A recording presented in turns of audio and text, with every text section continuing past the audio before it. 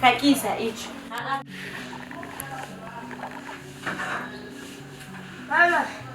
Yeah.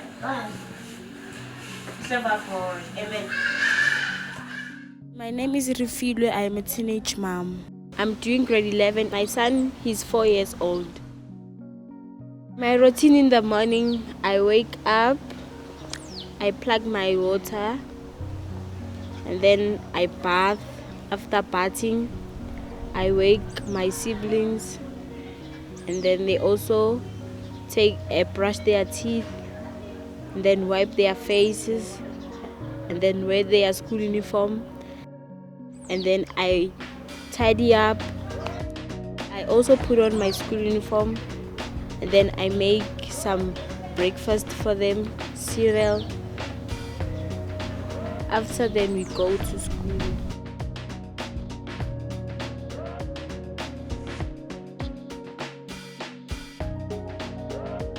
I was 16 the time I found out that I'm pregnant, and I was very disappointed, and also my mom was very disappointed. I didn't know. The person who told me that there's something wrong about me, it's my granny, and then my granny told my mom. Then me and my mom do some tests. I was like, I'm pregnant at a young age. I'm still at school. I don't know anything about pregnancy. I just told myself that I'm going to do an abortion. And then my mom was so disappointed. We were not talking to each other. Okay, and then I told my mom that because of you not talking to me, and I feel bad about this. Can you take me to the clinic or somewhere that we can do an abortion? And then my mom told me that okay, yeah, I am disappointed, but I can't take you to do an abortion. And then I said, okay, but mom, you're angry at me. Yes, I am, because you're still young and you're still at school and you just started high school. How are you going to cope at school? At school, people were gossiping about me. I feel bad, but when I arrived home, I was always telling my mom, mom, today someone was gossiping about me, saying, look at the child, she's pregnant and she's doing grade 8, all sorts of stuff. I was like, mama, I don't want to go back to school. I'd rather stay home until I give birth. And then my mom said, it's too early for you not to go to school. The day I went, I was in labor pains, Oratile wasn't coming. I was in pains, telling the nurses that I'm in pains, telling me that no, you're not in pains, walk. I had to walk the whole hospital. It was hectic for me. The whole day in labor pains until late midnight. And then they told me that he's not coming, but they can see my centimeters. And then I was like, okay, what are you going to do? Because me, I'm in pains, I can't stand these pains. And then they told me that we don't have a choice, we have to just send you at C-section. And then I was like, what C-section? What are you going to do? And then they told me that let's call your mom so that your mom can come here and explain everything to you. And then they called my mom. My mom came at night. And then I went in there. And then after Oratile came 12:15. I arrived there by 12, and then 12:15 I was done. I was I didn't even feel anything. And then they say here's your baby boy. Then I say, Aisha. After then, my mom told me how was it? I no more. I'll never ever. Then and then my mom said, you see, that's a lesson. I said, yeah, it's a big lesson, that one. That experience, it's hectic. I didn't know anything. I didn't know how to breastfeed. I didn't know how to change a nappy. I didn't know how to bath the baby, to put the baby clothes on. Like, it was very hectic. But my mom taught me, and then that's how I learned. I miss my mom so much. Like, my mom, she was there for me.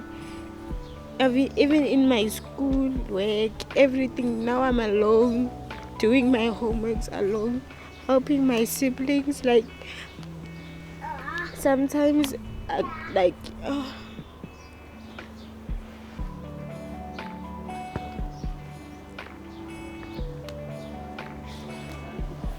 I miss my mom a lot. So every time when I'm alone at home, I always think about my mom. Like, I always why God took my mom. Like, things like that. Now I need my mom. She's not there for me. And I have to be strong, I know. But sometimes, I can't.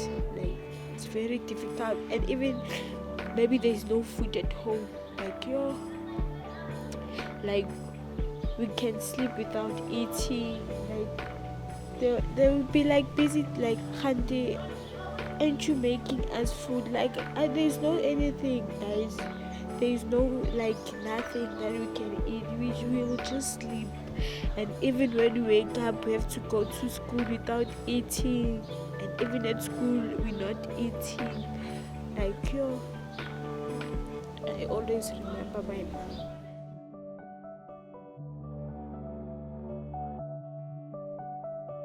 Refilwe's story, sadly, is not unique. Thousands of young girls in South Africa find themselves in the same predicament. In 2019, South Africa recorded 130,000 births by girls aged between 10 and 19 years. In 2020, over 136,000 girls in the same age group gave birth. Last year, the Department of Education reported to Parliament that the rate of teenage pregnancy was rising year on year. Amid the COVID-19 pandemic, the figures in Gauteng skyrocketed to 23,000 births, a 60% increase. Many of these girls do not return to school. How did we get here? And what solutions are available to girls who find themselves in this situation? It's never too late. It's not the end of the world. You can still dream again. So that's the beauty that we want to bring out in it. To say, yes, we've got beautiful babies. We've got beautiful gifts that God gave us. We can still stand up and make something out of our lives. This is Bertha Muchadei, a program manager at Rays of Hope, an organization that assists vulnerable children and teenage mothers. So the reasons and the causes of teenage pregnancy is, they are multifaceted. I can say it ranges from poverty, from lack of knowledge about contraceptives, lack of knowledge about sexuality, about, engaging in early sexual activities, lack of parental guidance, lack of parental involvement, just the community not being there to support and to guide these teenagers. Peer pressure. Alcohol, drugs, like I said, it's a lot of causes, it's a lot of things that are leading to teenage pregnancy. Most of these girls have nobody who is sitting them down, who is talking to them. They end up, just giving in to peer pressure. They end up doing, my friend is doing it, so I'm gonna do it. And because they don't know, they end up getting pregnant. So lack of parental guidance, lack of adult involvement in their lives, for me, is the leading cause. A lot of the time it's relationships with older men. And relationships with older men, to be honest, it could be because of poverty. There is nothing at home, and that older man is giving me money so that I can provide for myself or I can provide for the others at home. And in many instances, the older men are actually taking advantage of the young girls because they are offering money in exchange of sexual favors and unprotected sexual favors, which lead to pregnancy. Once the girl falls pregnant, they dump the girl. NGOs like Rays of Hope are very important because we offer the support that sometimes government is not able to offer. We are on the ground, 100% on the ground. We know how these girls are feeling. We know how the community is feeling. We walk a journey with the community, not as saviors of the community, but as equal partners with the community to bring solutions together. So sometimes government is up there and other NGOs are up there doing policies, but they are not really on the ground to understand the real issues that these children and these teenagers are facing. I see a lot of teen moms and pregnant teenagers coming through, especially from the schools. So like this year, we've got a lot of them coming through for support. Their initial state of mind is hopelessness, is the end of the road. They are failures. There is no reason to continue. There is no future for them, basically. So that is their initial state of mind when they come through. So 2021, we had 25, teen moms. This year, we are actually looking at the number increasing because we have been recently upscaled our school intervention. And in just one school, you find there's more than 30 currently pregnant teenagers. And we are actually saying we need more social workers on board to actually come and run these groups, to come and run these initiatives. So we see the number increasing from just 25. I believe with support from the community, from stakeholders, from government, we are going to raise a generation that is not going to repeat the same mistake. Yes, we've got a crisis on our hands. It's not to play the blame game. It's what is it that we need to do to get rid of this scourge. So when these teenagers get support, it's a shift in their thinking to think, okay, there is no hope.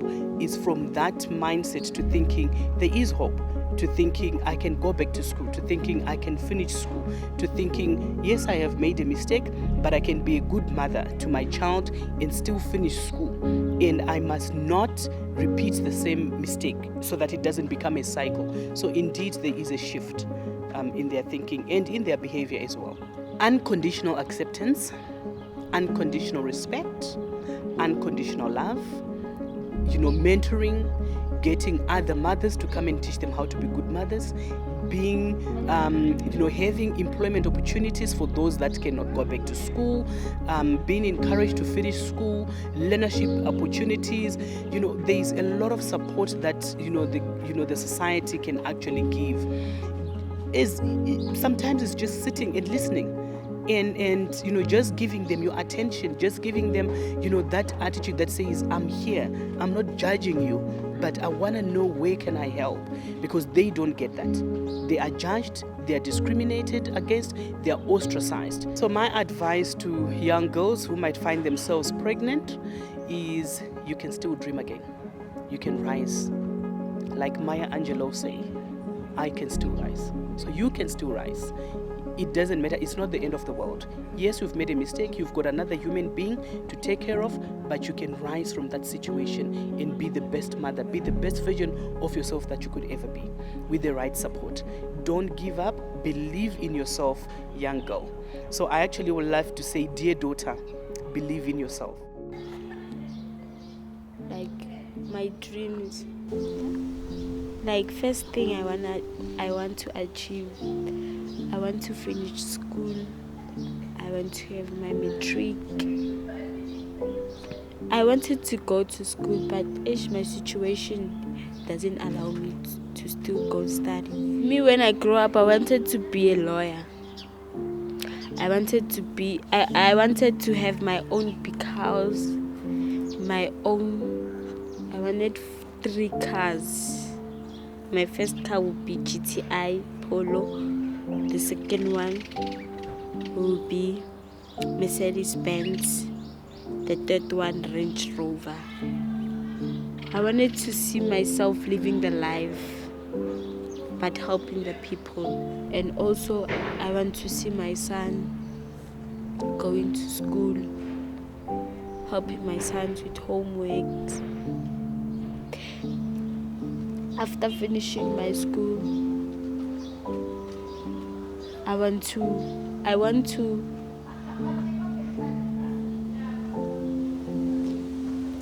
make my siblings live a better life. with support, with happiness,